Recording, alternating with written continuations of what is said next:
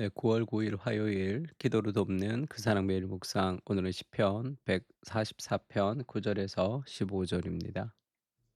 시편 144편 9절에서 쭉 보면 13절에 보면 그런 말씀이 있습니다. 우리의 곳간에는 배곡이 가득하며 우리의 양들은 들에서 천천과 만만으로 번성하여 우리의 수소는 무겁게 실었으며 또 우리를 침노하는 일이나 우리가 나아가 막는 일이 없으며 우리 거리에는 슬피 부르짖음이 없을진대.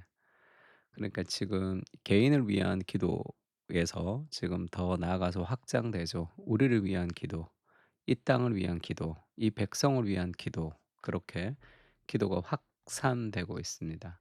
하나님의 은혜를 체험하고 우리의 기도가 그렇게 확산되기를, 그래서 천총과 만만으로 번성하여라는 제목으로 말씀을 좀 나누려고 합니다. 첫 번째 우리가 배워야 할 기도의 원리는 일상의 은혜를 감사하는 거죠.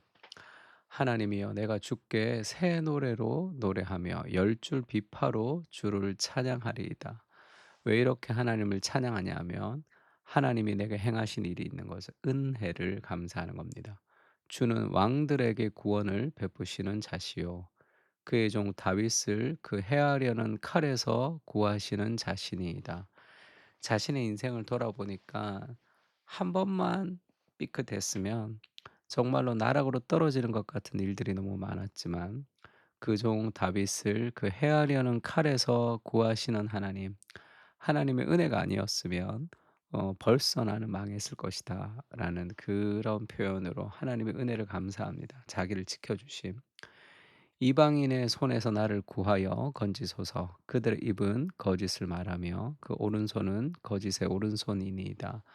거기서 하나님이 나를 구원하시고 거기서 하나님이 나를 건져 주신 거죠. 그 일상의 은혜를 지금 감사하고 있습니다. 바벨론 포로로 끌려가서도 예레미야가 그렇게 고백하죠. 주께서 긍휼히 여기지 아니하셨다며, 여호와의 은혜와 자비가 무궁하지 않았다면 우리가 벌써 진멸되었을 것이다.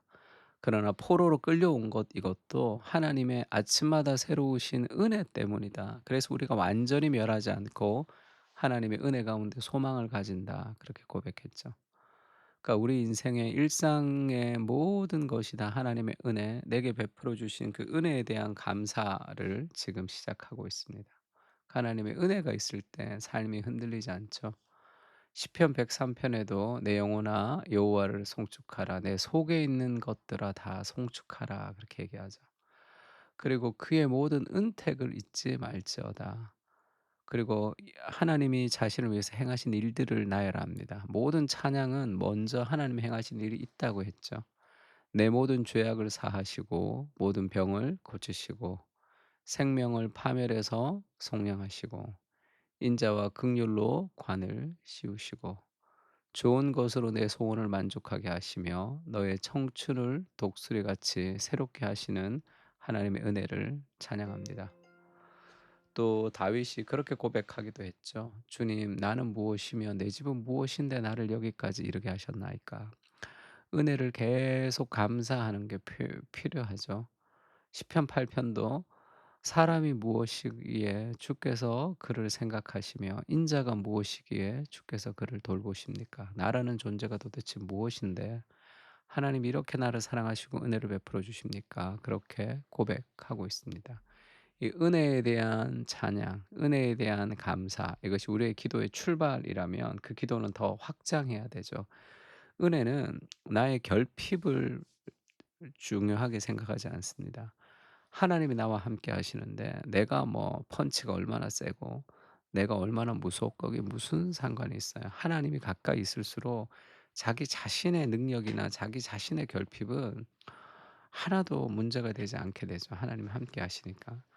그럴 때 그 삶의 생각과 사고와 그 사람의 인생 자체가 자신을 만족시키는 삶을 넘어서서 다른 사람과 그리고 공동체와 그리고 이 땅과 세상을 위해서 기도하는 그런 세계적인 기도의 사람. 그 유명하다는 말이 아니라 세상을 품고 살아가는 자기 인생을 세계적으로 유명한 사람도 고작 자기 인생의 인기를 붙들고 사는 사람도 많죠. 우리는 무명하지만 온 세계를 마음에 품고 뜨겁게 기도하는 그러한 자신을 넘어서는 인생으로 살아갈 수 있습니다. 그게 은혜의 힘이죠. 그래서 세상의 번영을 위해서 기도하며 헌신합니다. 우리의 아들들은 어리다가 장성한 나무들과 같으며 우리의 딸들은 궁전의 양식대로 아름답게 다듬은 모퉁이 돌과 같으며 우리의 곳간에는 백옥이 가득하며 우리의 양은 들에서 천천과 만만으로 번성하여 우리의 수소는 무겁게 실었으며 또 우리를 침노하는 일이나 우리가 나아가 막는 일이 없으며 우리 거리에는 슬피 부르짖음이 없을진대 이러한 백성은 복이 있나니 여호와를 자기 하나님으로 삼은 백성은 복이 있도다. 그 나라와 세상의 번영과 그 이스라엘을 향해서 기도하며 은혜의 기도가 찬양의 기도가 세상의 번영을 위한 기도로 나아가는 거죠. 이런 기도가 필요합니다. 아브라함이 하나님의 사람으로 선택을 받았죠. 그리고 그 아브라함이 지금 소돔과 고모라의 멸망을 놓고 하나님과 인제 이 딜하는 기도의 장면이 있습니다. 그전에 하나님이 사람으로 이렇게 나타나셔서 아브라함의 집에 머무르죠. 아브라함이 그 부지 중에 천사들을 섬기고 하나님을 섬깁니다. 그러면서 그 하나님이 이제 그 집을 떠나서 갈 때 아브라함에게 그렇게 얘기하세요. "아브라함아 내가 너에게 무엇을 숨기겠느냐? 내가 너에게는 숨기는 것이 없고 너를 통해서 정말 공의롭고 정의로운 하나님의 나라가 이루어지게 될 것이다." 이렇게 얘기합니다. 그 아브라함을 통해서 이루어질 하나님의 나라는 온 세상을 향한 하나님의 비전이죠.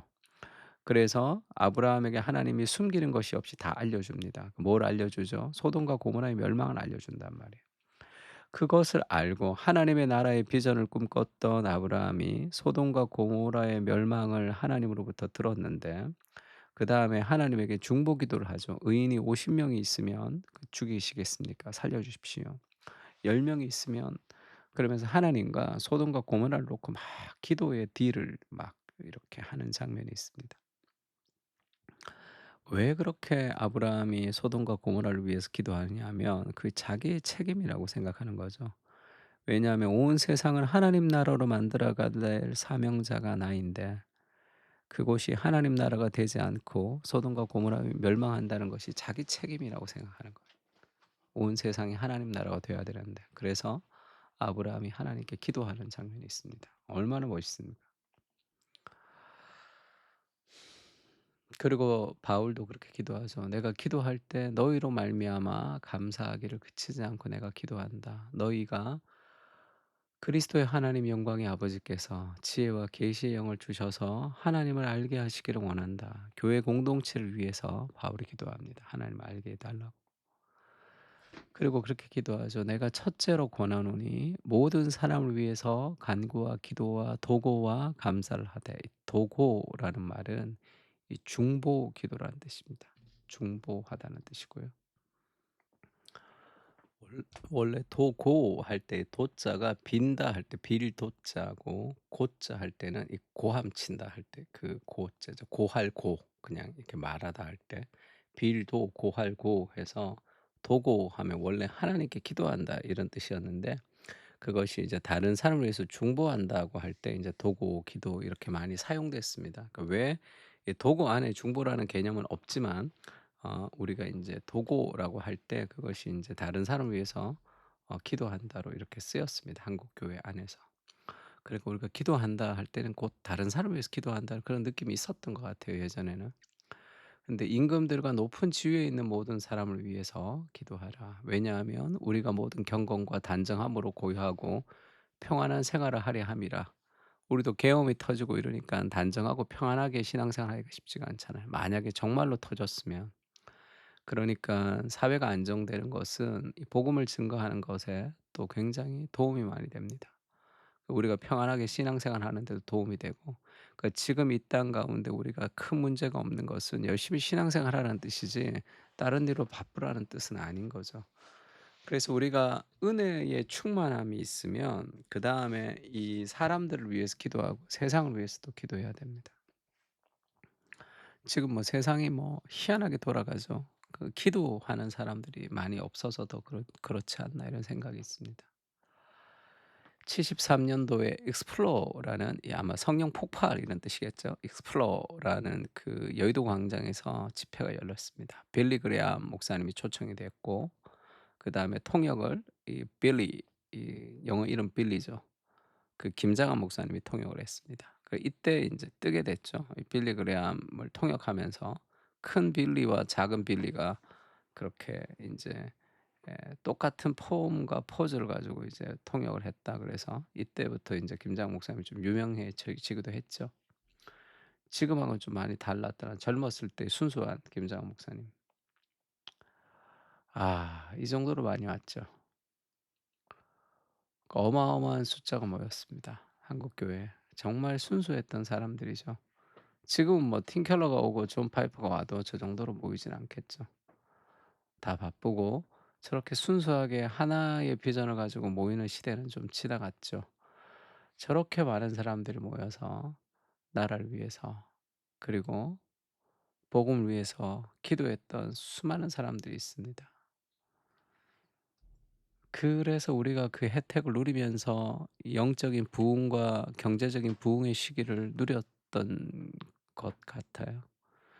근데 그것을 누리면서 다시 기도하는 사람들이 없는 것 같습니다. 세계도 이 땅도 그리고 지금 살아가는 이 삶의 현실들이 '우리가 기도하지 않아서 이렇구나.'라는 삶의 그런 회개와 부담들이 좀 있었으면 좋겠어요.